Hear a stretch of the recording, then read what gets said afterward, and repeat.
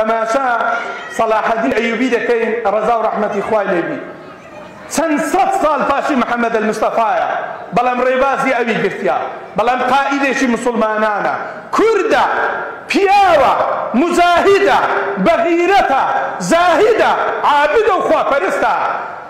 کەسێک ناتوانی پەنجەی ئیتیهامی لۆ درێژکا لە تاریخ بەڵێ ئەو پیاوە خیانەتی لە ماڵی مسلمانان کردیا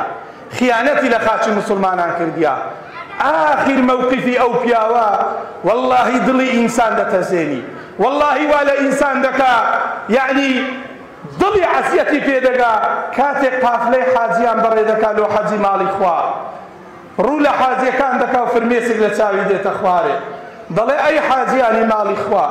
قەسەم بەخوا قائیدی مسلمانان جێی بدێ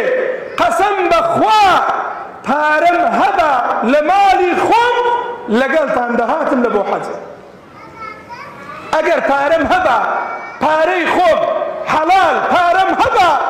لەگەرتان دەهاتم لۆ حەجی ماڵی خوا بەڵام واللهی پارەم نییە حەجی پێ بکەم توخوا لەوێن دەردوعام لۆ بکەن هەتا وەفاتیشی کرد ڕەزا و ڕەحمەتی خوای لێبی حەجی نەکرد حەجی نەکرد وەفاتی کرد حەجی ماڵی خوای نەکرد لەبەرەوەی ماڵی نەبوو قائیدی مسلمانان حەجی ماڵی خوای پێ بکە دەیفەرموو لە ماڵی مسلمانانیش حەجی پێ ناکەن